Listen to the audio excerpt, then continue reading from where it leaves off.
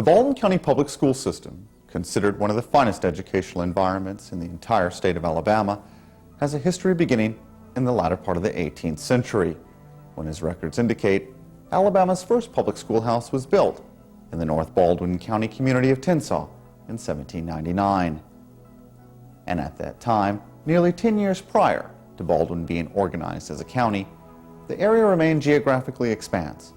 Agriculture served as king, and family farms dotted every section of the county. And in this era of extremely limited highway systems, individual communities built their own respective public schoolhouses, with the Board of Education supplying teachers to provide instruction. In the early part of the 20th century, the Baldwin County Public School System boasted over 80 separate school districts, each with their own individual public schoolhouse. And as time progressed, marked with improvements in transportation and engineering, numerous school districts were consolidated into nearby areas, leaving us today with very few of the original and historic public schoolhouses which distinguished Baldwin County, beginning in 1799, as the birthplace of Alabama's first public schoolhouse.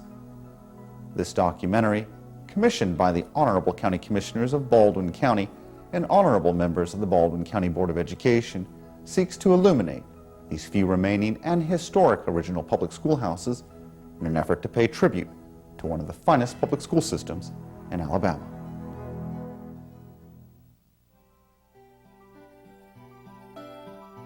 Located in South Baldwin County, Summerdale School has a rich history beginning in the early 20th century and has been providing an opportunity for educational enlightenment to the young students of the community ever since. Summerdale's first school took form in 1907 with only 5 pupils and was held in the community's Masonic Hall. The educational facilities in Summerdale improved in 1913 when a 3-room building was constructed with a large hall. This facility was remodeled as enrollment increased. As Marlowe, Underwood, also known as Yupon, Sonora, and Greenwood schools consolidated into Summerdale, it became apparent that more space was needed. A 3-room brick schoolhouse with a cafeteria was later constructed in 1928, with another room added to each wing 10 years later. Presently, the Summerdale School serves kindergarten through 8th graders, with an enrollment of approximately 500 students. As many improvements were made to the original structure, leaving us today with a fine schoolhouse which Summerdale students still attend, as well as remaining an important landmark in the South Baldwin County community. Summerdale School was one of the standard design schools, and it was just an exact replica of Loxley School. When I first knew much about Summerdale School, it was a 12th grade school. But at about World War II time, or shortly thereafter, the high school section was sent to Foley, and it remained as a 1 through 9 school. It remained as a junior high school during all the years that I knew it, and then it was later reduced to an elementary, and a little after my time. It was built about 1927 when all the rest of them were, and I'm sure that there were at least 3 other local schools that were consolidated into it. There are several of the old school sites around. Marlowe, for one. Roy Holmes was the principal who had the longest tenure that I can remember there. He graduated from Daphne State Normal School, about 1936 or 7, and after a brief stint at Spanish Fort School, he and his wife, whom he met there at Spanish Fort School, moved over to Summerdale, and he stayed there the rest of his life. He too turned down numerous chances for promotion. I personally offered him the principalship of Foley High School. I thought he would make a great principal, but he thought it over. He had developed lots of interest. He had become mayor of the town of Summerdale, and like Mr. Taylor at Robertsdale, he just wanted to be Roy Holmes at Summerdale. The other aspects of the building are much as I've already mentioned about the standard schools. The auditorium was turned into a gymnasium, or at least it served as a gymnasium. We were able to play basketball there. It had one of those reduced size courts in it, of course. I don't remember anything in particular about Summerdale that would stand out from any of the others, except my friendship with Roy Holmes that predated both of our careers, and then we worked so closely together in education. It was just as if Roy and I were part of the same school.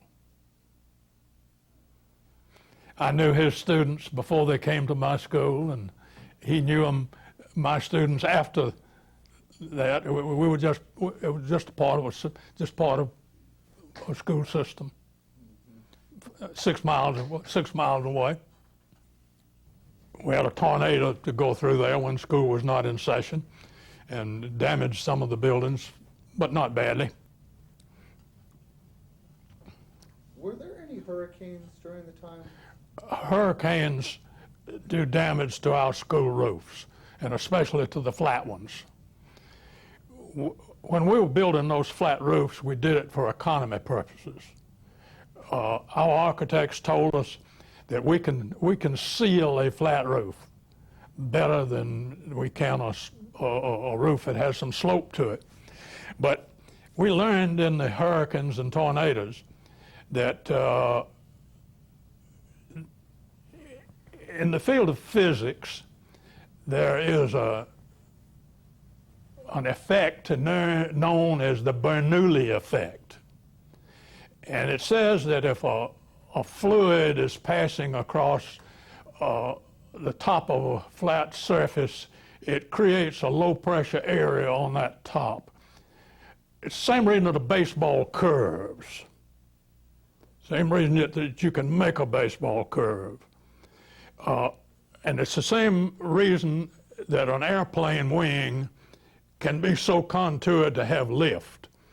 The upper part of the wing of an airplane has a greater distance from the leading edge to the rear. In other words, it's curved in such a way that it is greater than the flatter distance from the leading edge to the trailing edge of the wing under the bottom, so that the air has to travel faster over the top than to the bottom, and it has that lifting effect. And these flat buildings, minor winds can blow across the top and just lift. And even if they don't lift it off, they lift it enough to make cracks in it. And we learned, to our sorrow, that we had to put sloping roofs on our school building. The county courthouse here is a perfect example. It was designed by the same architect that was doing our architecture at the time, and naturally it had a flat roof. Couldn't keep it from leaking. And when it was renovated, we have a false roof on it. You look at it now, and it looks like it has a nice roof. The new hospital in Bay Minette has the same thing. It looks like a big roof over it, but it's not. It's just a sloping edge that the eye can see from the ground, but it's enough to force the wind into an upward direction and keep it from lifting that flat roof off. I was a student here at Summerdale School from 1964 to 1973. Both my parents went to Summerdale School, as well as my brother, several cousins, uncles and aunts, and so the family, a lot of my family went to this school throughout the years. The time that I was here, mainly in the 60s, the school became integrated when I was in the 6th grade at Summerdale School. I remember the first African-American students that came to this school, and I still see all three of them occasionally in the neighborhood and talk to them when I see them, and they remember coming as well, and it was obviously a lot more traumatic for them coming into a school of a different race than it was for us to have them here, but it was something that sticks out in my mind as being a very important event.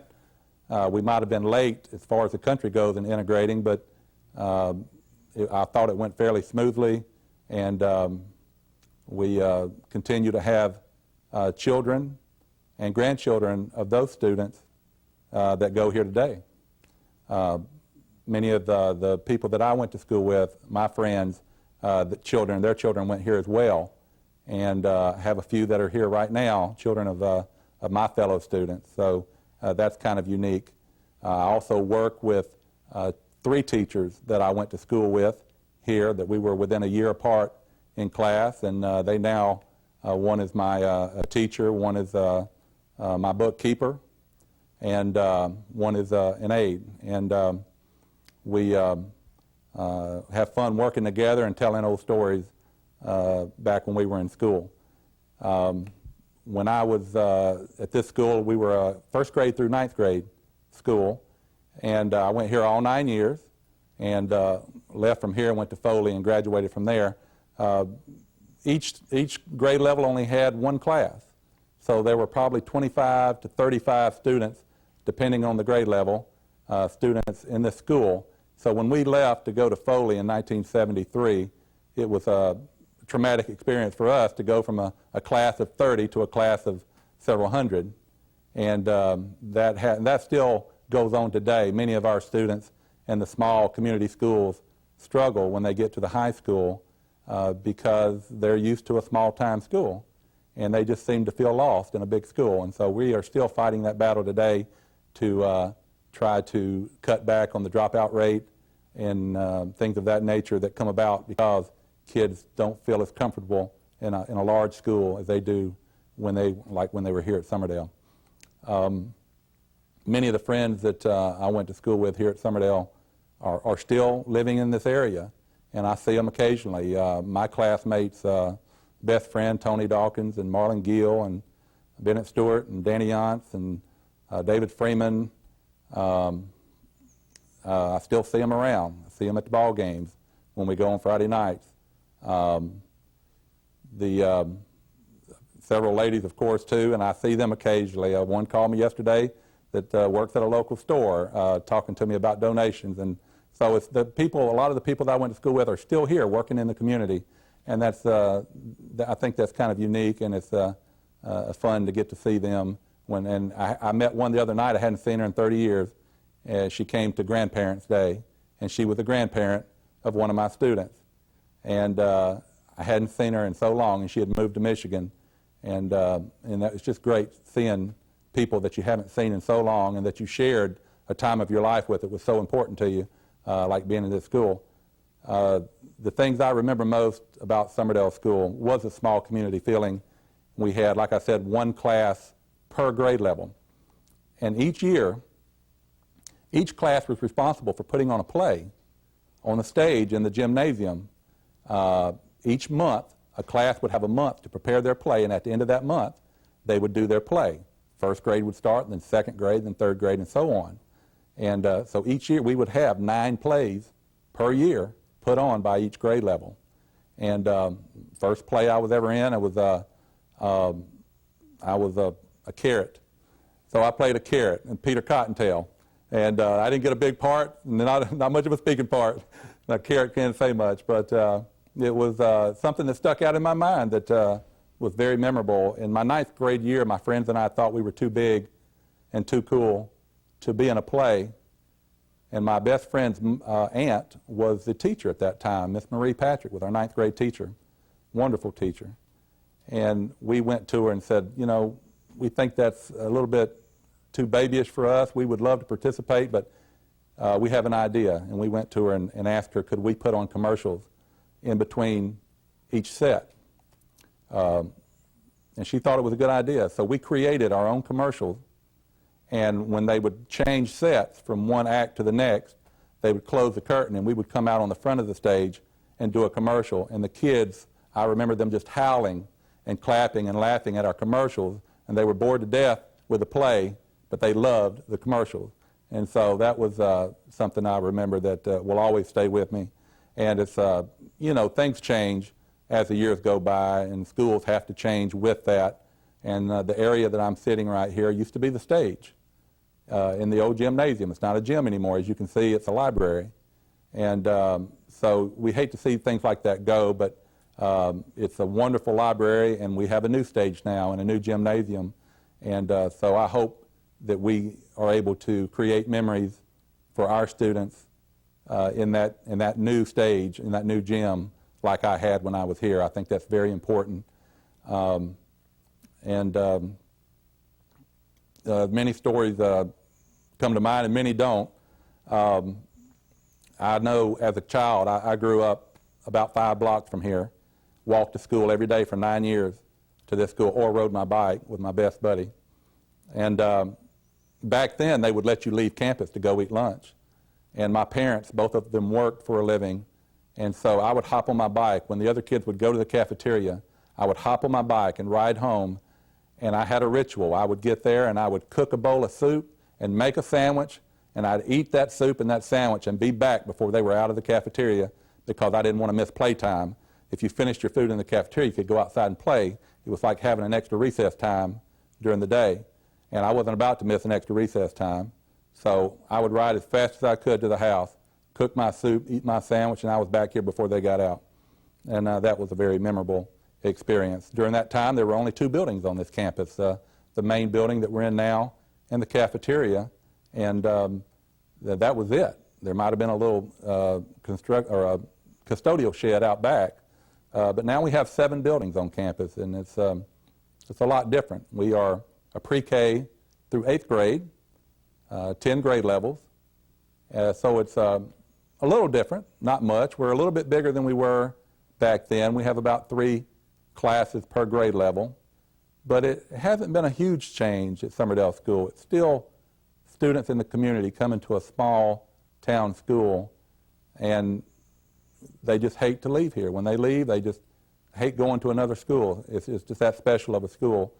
The opportunity that I had to come back to Summerdale is something that is hard to explain. When I got out of high school, the last thing on my mind was being a teacher. That was not, school was not my favorite thing to do when I was in high school. My grades showed it. And I worked for the Navy for 16 years. And as the Navy started cutting back, I saw an opportunity to go back to school and get my teaching degree, which I did. And I came here and interviewed at Summerdale, and they hired me right off the bat. And it has been the best experience of my life. I had an opportunity to teach here for 6 years, 3 years as a 4th grade teacher, 3 years as a 6th grade teacher. And then I was lucky enough to get the assistant principal job of all the schools in Baldwin County right here. And I was the assistant principal for 2 years, and was very fortunate that the principal's position came open this past year, and I got that position. So this is my first year as principal. It is a very bizarre experience, having been here as a child and as a teacher and now as a principal. But it's very, very rewarding. And the students, it's just, you know most of them by name. And they just love to see you. And they still run up and hug you. And that's just something that don't seem like you can get anywhere.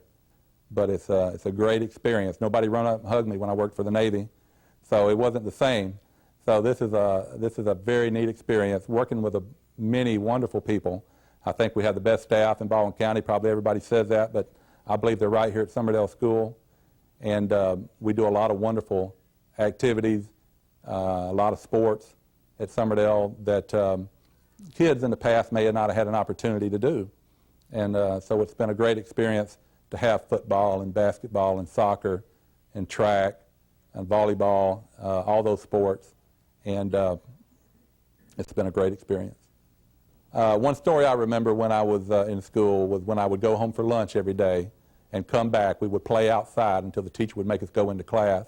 And one day we were out there playing, rolling around and wrestling in the ground, as we often did.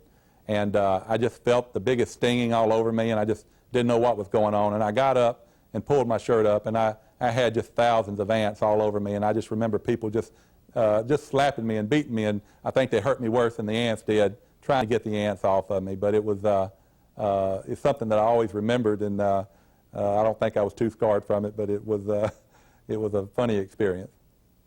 I spent a lot of time in the principal's office as a student, not always for good things, and I've gotten my share of spankings throughout the year, and I'll never forget one day when I was outside playing at PE, and I remember a little boy coming, jumping up on my back, and I threw him off on the ground and hit him or did something to him real mean, and he ran into the front door of the school, told on me.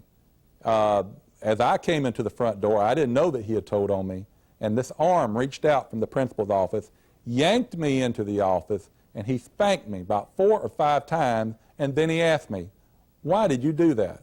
So I always thought that was so funny that he spanked me first and asked me questions last, and I had the utmost respect for my principal at that time, and as I do today.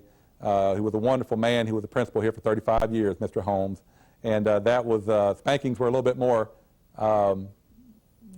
They happen a little bit more often than they do today. Let's put it that way. And today, as administrators, we have to make up our mind what type of punishment we use for students, and it's not always a proper thing to do anymore. Mr. Holmes, Mr. Roy Holmes, was my former principal while I was at Summerdale School.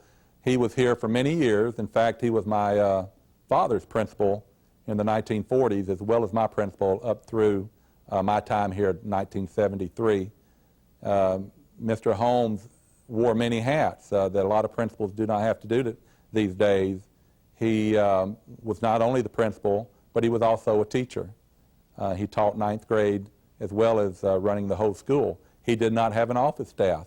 He was his own secretary, his own bookkeeper, and a teacher, principal, and he also coached sports, something that it's hard for us to imagine today that somebody could do all of those jobs and still run a school effectively, but he seemed to do it, and he was also a community person. Mr. Holmes attended the same church that I attended my first 20 years.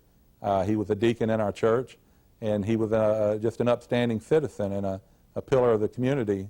And that's the way I'll always remember Mr. Holmes, and left a lot of good memories here at this school. One of the funny stories I remember when I was a student here was when we would come to school in the morning. Nobody would want to go in the building and go in the classroom. That may have been because the teachers didn't want us in there yet. I don't remember. But I know we wanted to be outside as long as we could. And so we would come up with different activities to keep us entertained as we got to school early. And some of us got here early because we walked to school or rode our bikes to school. And so one of my friends had the idea one day to bring a set of boxing gloves.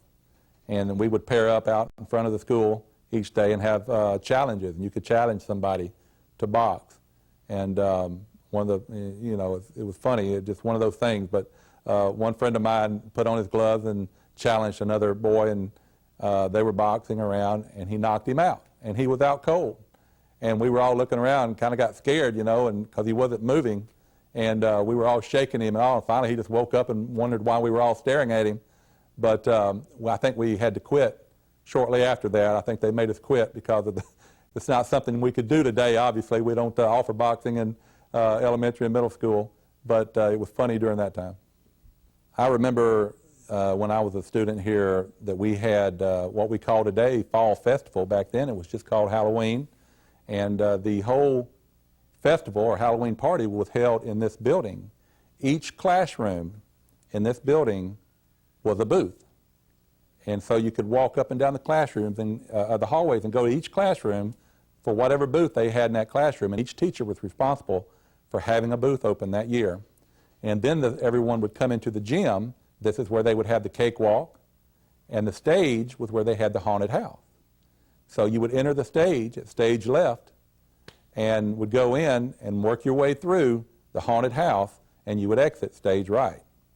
And I remember things like them sticking your hand in bowls full of spaghetti and telling you it was somebody's insides, and gross things like that just to try to scare you. And it was something that I always remember being a fun thing to do on Halloween, coming to the school to go through the booth and the haunted house. And also along with that, they'd also have hay rides outside, which are still popular today, but you don't see as often. And so fall festival or Halloween time was always a fun time at Summerdale School. This school has a lot of history. It dates back to 1907. We just celebrated our 100-year anniversary of this school. This is the third school building that has been used by Summerdale. The first two were between 1907 and 1927, and one of those being on this campus that burned down at one time. The current building that we're in was built in 1928. It's still used today for our offices. First and second grade are housed in this building, as well as the new library. A lot of history to this old building, but since then there's been a need to change and add on as we've moved through the years. This school has fluctuated from a high school to a middle school to an elementary school, back to a middle school again, back to an elementary school, and now to a middle school again. So it's been back and forth a lot, and we are now pre-K through 8th grade. We added a intermediate school building in the 1980s. Late 1990s, we added a kindergarten building to our campus. 1993, we added a middle school building when we brought the middle school back in 93. And we have outgrown it now. We have the second most portables in the county. And we have another middle school building that is under construction right behind this building that will be completed in March. And that will hopefully house all students and all teachers to where we can get rid of our portables for good, I hope. We also just completed a brand new gymnasium that we're very proud of that allowed us to convert this building into a library. And the new gymnasium, 15,000 square feet, has a stage, it has 5 offices, nice concession area, dressing rooms for PE, dressing rooms for athletics. We have a football field on our middle school campus here. Not all middle schools have that, and we had a wonderful donor in Miss Margie Snook. She was just wonderful to pitch in and help us out, her being a former student of this school. And we were able to build our football field with the lights and the stands and the scoreboard. And it really is a show place for us. And everybody that comes here comments about how wonderful our football field is. And even the Foley High School has used our field to practice some this year. And so we're really proud of that fact. We are in the process of building an athletic building next to the football field for dressing rooms and weight rooms. And we are doing that with donated funds. As we get the money, we are trying to build that, and we hope to have that done within this year. We have a new building under construction on our campus. It's the middle school building that will house our 7th and 8th grade students. I got to walk through it the other day. It's not completed yet, but it's a huge building. We're just tickled about it. It has 8 regular classrooms in it. It will have a science lab in it that will be unique. It will have an art room, also a kiln room to make pottery in that art room. We're excited about that as well. It will have a computer lab. It has an assistant principal's office in it, a counselor's office, and it also has a band room. And our band has been operating out of a trailer for 3 or 4 years, and so they're excited about the opportunity to have a band room to store their equipment and to practice, and without having to go outside and get wet to get to it. And we hope to be in our building by the spring, and it will be a great addition to our campus.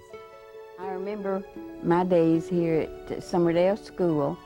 I can remember first grade, and I was real bashful. Our teacher was Miss Leela Lynn, and she would hold up cards with names on it, and if we could recognize like cat, dog, and so forth, we would hold the card. And I was so nervous, I kept doing like this with my card, and she sent me in the cloakroom. I didn't mean to be bending it, but it was because I was bashful and nervous. So, but I thought it was a wonderful school. We had a lot of good teachers, and in the last year there was only 10 of us that graduated. It was 5 girls and 5 boys. And I used to know everybody here at school, and now I come visit, I don't know hardly anybody. This was in 1941, our graduating class, and the boys were Van Phillips, Leon Wallace, Frank Leitner, Victor Lissick, and Paul Shaw. And the girls were Grace Yantz Nelson, Bernice Roberg Riebling, Josephine Underwood Frank, Lillian Lehman Conley, and myself, Margaret Mickelson Moore. Graduation was in our old auditorium, and one of our speakers was a Dr. Cleverdon that grew up in Summerdale, but now lived in Georgia. And there was only 10 of us, so it was a small class, but we all got real acquainted and really enjoyed each other. Now there's only 5 of us left. That was 1941. We were next to the last class that graduated here from Summerdale. My folks moved to Alabama when I was 10 years old. I was in the 3rd grade, started the 3rd grade here. It was a whole lot different from a one-room school I came from in Oklahoma, I can remember that. But the first things I remember in the old days with the old pot-bellied stoves we had, not pot-bellied, but round cast iron stoves that heated each room. And the coal bins were out back by the outhouses. And most of the boys in the room would volunteer to go get coal to get out of class. I done that quite a bit. And that and each, as I've told some of them before, I can well remember when of course he didn't have the population he had now, but each room we had, I think, 8 teachers and a principal for 9 grades here.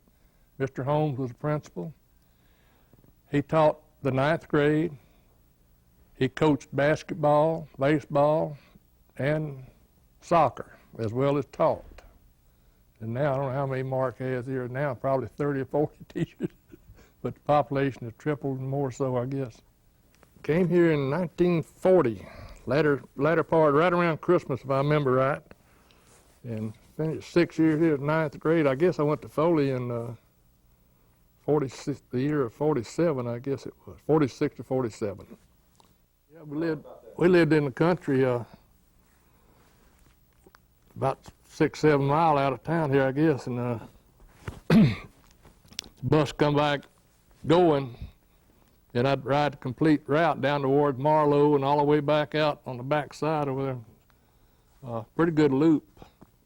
And going home, it was always the same way. I was late getting home in the afternoon. I can remember that. Daddy always wanted me working, and I wasn't mad a bit about riding the bus. Played a little bit of basketball and a whole lot of soccer. That was the main thing out here where the football field is now. We played soccer. And we'd bang each other's shins up. A lot of times on missing the ball, we'd kick somebody. I think it was on purpose, but we played a lot of soccer. We were a small, as far as we got to the 9th grade, we were a small class, if I remember right. It wasn't about 15 or 16 of us, I remember right, something like that. Miss Carriage was bad about banging her ink bottle on the table, and somebody come up the bright idea of loosening the lid on it, so when she done like that, she got an ink bath. Don't call no names, but we wired her desk one time. One of the boys brought some copper wire that was real fine. Her chair had her round arms like this, the big wide type. We wound copper wire around the arms of her chair and pulled her. She couldn't sit. She went to sit down. She bounced about 3 times. So I think we was more aggravating than we were learning things. We would go out in the yard. We'd draw a circle, usually about 4 foot, 5 foot circle, and each person put 3, 4, 5 marbles in the circle, and you had a shooter, which is usually, I forget now what we call it, but it was a little larger than a regular marble. Everybody had their own shooter, and I forget who would go first, but everybody you try to knock, you would shoot till you didn't knock one. If you knocked one out, it was yours. And if you didn't go out and your shooter stayed in, well, you was allowed to place another marble in its place and take it out so you wouldn't lose it. And then the next person would do that and go around the circle and just keep on until you were low on marbles or time to go in or recess was over. And go home with muddy knees, and toes your shoes messed up. I had to wear shoes. I was tenderfooted. Most boys around here in summertime went barefooted. That was a thing. You know, the hallway here in the school had splinters in it. It was awful. And but I wore shoes. I was tenderfooted. It wasn't that many of us that played tops, but there was a few. But we done the same thing. We drawed a circle, and the first man he'd throw his top. He had to line them up and throw it. While it was spinning, the next person would try to hit it, and either hit the ground and make a spin and go and knock it out that away. If you couldn't hit it with a needle and knock it out, you'd spin and make your top go across while it was spinning and knock it out. And you had to get pretty good to do that. And that didn't last near as long as the marble playing, but we did. We done something that several of us, I forget now what it was, but she made us learn the Gettysburg Address at recess before we could go back out and play. Well, I was one of these hard-headed boys. I said, I ain't about to learn that. I missed several recesses before I learned to say it. And I still know what I think. But went, like I say, at least 6th grade, third through the 9th. And my 2 sons went to school here, and Mark is the youngest. He wound up teaching here and wound up with a principal job, which we're so proud of. We had the coal room for our room. It was a real small little room. There was only 10 of us students, and it had been a coal room, and Miss Baker was our homeroom teacher. Well, we had to go outdoors to the bathroom, and that was cold weather, rainy weather, whatever. And in the 1st grade, I only got to go about a half a year because I had malaria. And so but I passed, and passed the 2nd grade. Principal was Mr. Bennett, and we always had chapel programs back then. The first thing in the morning, we had chapel program, and had those seats like you have out front there, those old wooden chairs. And I can remember when he would read the Bible, he'd always have to rear up on his tiptoes. One of our boys that was in our class, Van Phillips, he was a gunner on a plane, and he got killed. I guess they got shot down. And then the other boy, Victor Lissick, he did make it out of the service and married, and then he used to visit sometimes back here. Well, I reckon I started school here in 1930 and went through the 11th grade. Had to go the last year, had to go to Foley. And then, of course, Miss Leela McKinley was my 1st grade teacher. Lita Holloway was my 2nd grade teacher. And Mrs. Hadley was my 3rd grade teacher. Her husband was principal. And went on through. We had a lot of good teachers here back then.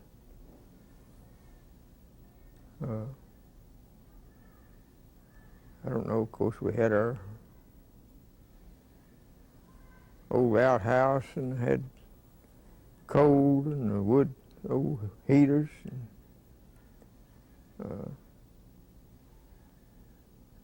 everything was kind of drafty back then. Had the old wood floors. If you went barefooted, you'd liable to get a splinter in it, your foot. And so, of course, we had a basketball team and a baseball team, softball. Roy Underwood was a teacher, and he was a basketball coach. And then after Mr. Bennett, Mr. Hal Hadley was principal, and he worked with the baseball. Well, in basketball, the first year we played here, we played Foley, and I think Foley beat us 52-0. And then we went to the tournament. We didn't play no more till the tournament, and we almost beat them, knocked them out of the tournament. And in fact, we did beat them. And that was unusual. And so, but then baseball, softball, we played Robertsdale and some of the other schools, but softball, I played catcher on that. No, I played pitcher on that team. Well, it's Mr. Edwards. One time it was Halloween, and we kept kidding him about we was going to do something to his place. And somebody did take his gate, big old gate, and put it across the road. And since I was one of them that teased him about it, I got called to the office. Of course, I had nothing to do with it, didn't know nothing about it. Well, I started school here in the first grade, and I went through the 10th here. And then they had to move us to Foley. And then I went to college 1 year, to Troy State. And then I came back and I taught school here. I taught the second grade for 7 years. And I really enjoyed those little ones. And then I went back to school and finished, got my degree. And then I stayed home for, I don't know, till I had 4 kids. And then I came back to teach, and I taught the 6th grade. But I really enjoyed my teaching, and I taught the 6th grade about 19 years. And then I taught the 4th grade 2 years, because they moved the 6th grade into the middle school, and I didn't want to teach the middle school. But anyway, I guess my best years were in 2nd grade. I really enjoyed those little ones. And we didn't have many conveniences then. We had to go outside to the bathroom, and we had to get cold and fix the fires. And I would be so interested in my students and working that I forget the fire, and it would go out, and then we'd get cold. So I'd have to start again, and we would get all kinds of scraps, papers, and things to start the fire again. And so but when I went back to the 6th grade, they had electric heaters or gas heaters. It wasn't as bad then. In the 2nd grade, I had mostly reading, writing, and a little bit of spelling, and arithmetic. And we didn't have a lot of complicated classes like they do now. And then, of course, in the 6th grade, I had all the subjects: math, science, reading, and social studies, I guess, and physical ed. And we had field trips in the 6th grade. I I'd take them on field trips, and we studied Mexico, and we had the fiestas, and we all enjoyed those. It's a lot of work. Well, I remember in the second grade, when we went to the restroom, it was outside, and it was raining, and the yards were flooded, and we had to take off our shoes and socks to go to the restroom. And that was something. And well, I just really enjoyed the second grade because we would put on little cantatas and plays, and they were really interesting to work with. And then, of course, in the sixth grade, we had the fiestas, and in the PE classes, the girls would compete for prizes, President's Awards, and so on. And our main thing I remember is the trips we went on, and the fiestas, Mexican fiestas we did after we studied Mexico. Going to school here and then coming back to teach, I thought the children would remember me and not mind, but that didn't seem to bother them. They were real good. I enjoyed the little second graders, and of course when I taught sixth grade, I was much older, and they tried my patience, but I got the best of them. Mark Pumphrey, the principal now,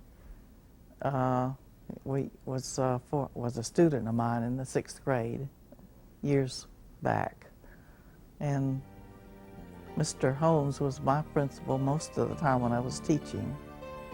He was real patient with me. I came to Summerdale School when the schools were integrating, and I took Miss Alice McGowan's place, and the job was between two girls. One was from Mobile, and I was from Baldwin County. And so Miss Alice, the retiring lady, said that she would like for me to take her place because she knew me and she was familiar with me, so she wanted me to come. And of course I was delighted, and my mother worked here in Summerdale for many years on Wind Shed, and they knew me. A lot of the people knew me from that. I was a little girl on the shed, Mr. Wind Shed. And anyway, so when I first came here, Mr. Holmes was the principal, Roy Holmes. And he took care of things pretty well. He was a very good principal, and he was very firm, and which made my integration here at this school successful, and I enjoyed it. I did not ever feel that I was not part of the school. I always felt like I was part of the school and this family, because this school made me feel welcome, and the transition was pretty good. I never had any repercussions. I didn't think another thing about coming here when I did come here. So I've had a good journey at this school, and I've enjoyed the many children that I've worked with. Miss Alice made it that way, and her family and some of the other families from around here, they made me feel very welcome. And I don't recall any days that I felt uncomfortable. Some of the stories that I recall, one story in particular was with one day I had told the children we had milk and ice cream for snack, and I told the little boy, I said, if you don't do your work, you won't be getting ice cream today, so you will just be getting chocolate milk, because they love chocolate milk. And he said to me, he said, I'm going home, I'm going to tell my mother. I said, okay, go tell your mother. And so he came back the next day with his mother, and the mother said, did you tell my son that he couldn't have snack? And I said, yes, ma'am, I did. So she said, well, he's allowed to have snack. I said, yes, ma'am, he is.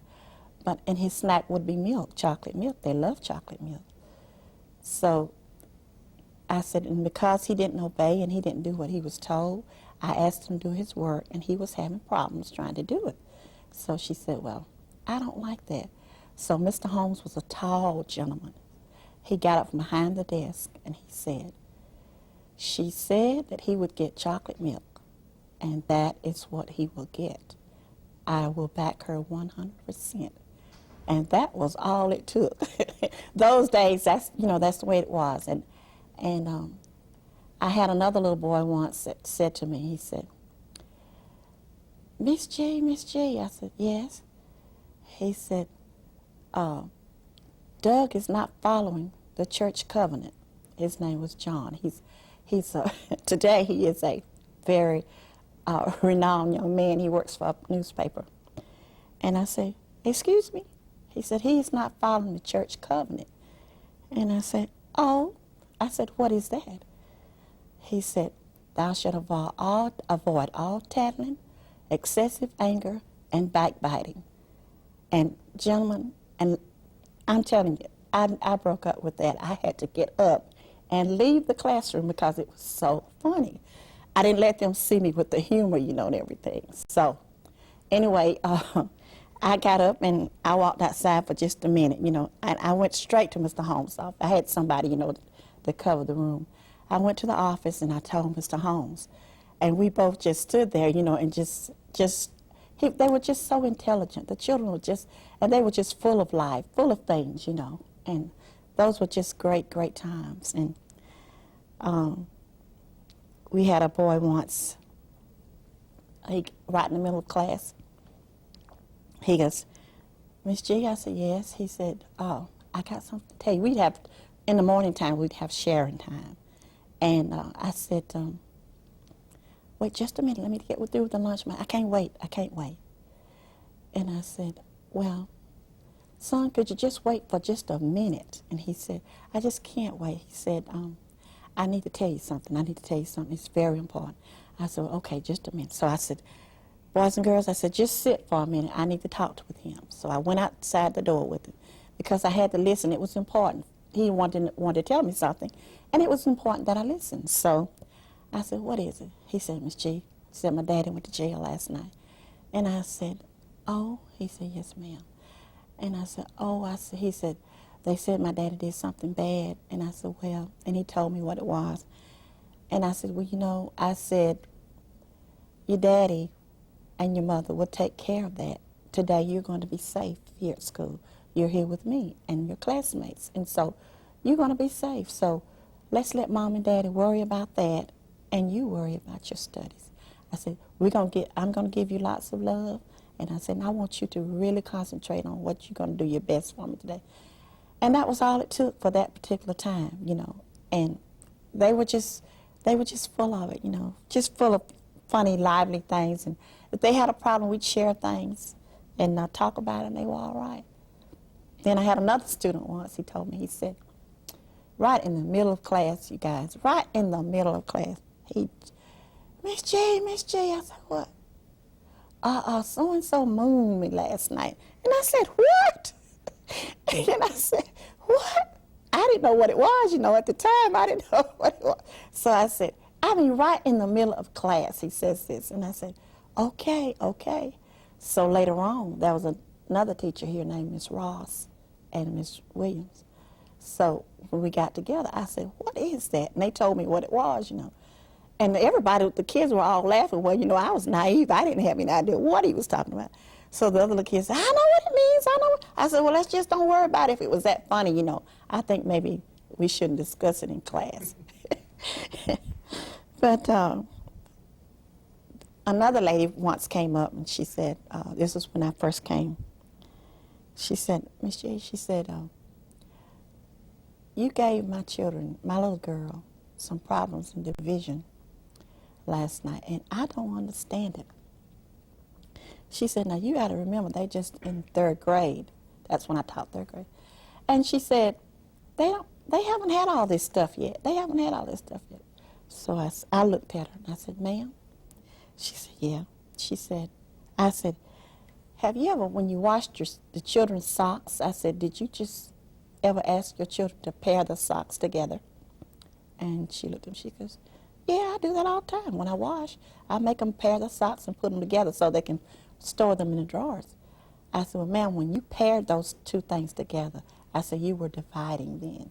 And she, well, I never thought about it. I said, have you ever had a candy bar? You know, back there in those days, you could get the Hershey candy, and you could divide it equally among the students. I said, well, did you ever do that with your children, divide up what you had with them? She goes, yeah. She says, I said, well, that was dividing. Oh, she says, I'm so sorry. She said, I didn't realize that. I said, just trust us. You know, we may not do everything right, but as far as we know, we can do some things right. There was this man, he had a son and a daughter.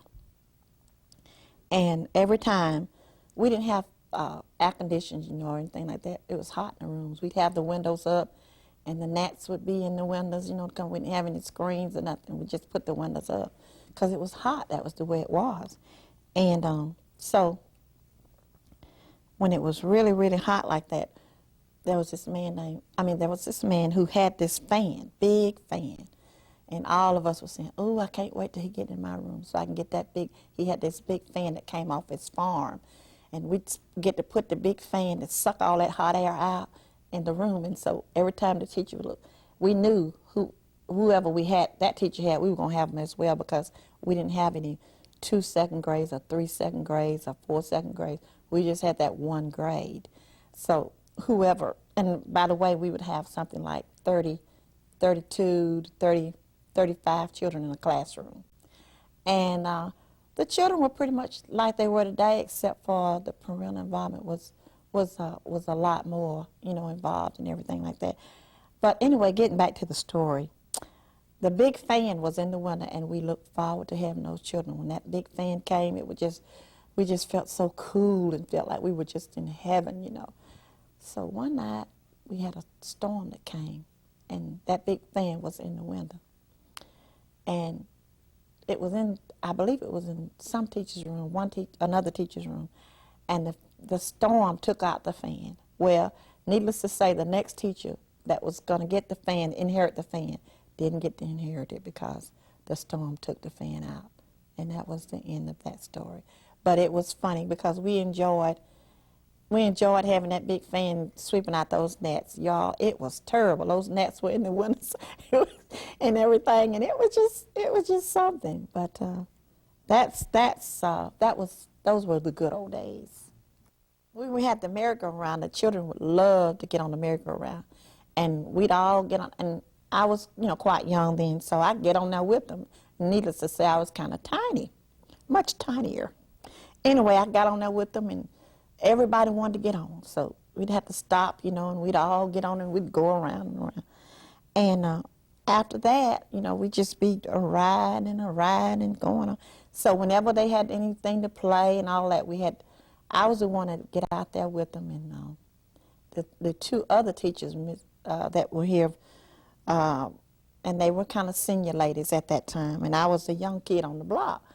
And so they said, here comes Sister Betrayal. They called me Sister Betrayal, the flying nun. I don't know if y'all remember that story. But I would take the children, I'd have them out there singing, and we'd be doing all these games and everything. And they said, yeah, we'll give you about 10, 15 years, you're going to get tired of that. But to this day, I still like to do some things. We don't have as much time now because of No Child Left Behind Act. We have to be accountable for a lot more things now. And things are changing, and change is good. But the good old days were good as well. And we made a lot of memories. And the memories, I hope, will be forever in their minds, because I've had children come back with their families at Christmas time. And the young men would bring their families and say hello to me and introduce me to their families from all different places all over the world. And that, to me, was better than Christmas sometimes. That was my Christmas. You don't get a lot of money teaching school, but the memories you make with children will last you a lifetime.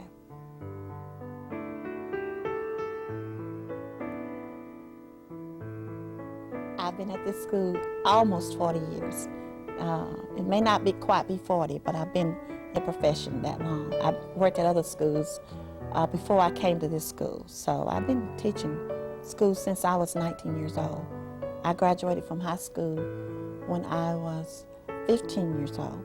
Back during those days, I did all of the first grade work when I was in the first grade. I did all of the second grade work, and they thought third grade was a good place to start me. Needless to say, I don't think that way, because nowadays, you know, maturation, you know, I didn't have the maturity at that time, but I was bored with the work, so they passed me on to third grade. I started right about there, and I graduated when I was about 15, and I graduated from college when I was 19. Got my first job at 19. I was going to be 20 in November. And I have had a very good career. I wouldn't have traded for anything. I love it. I love children. I enjoy watching them learn. And Baldwin County is a very good county to work for. I've had support from the superintendents all down through the years.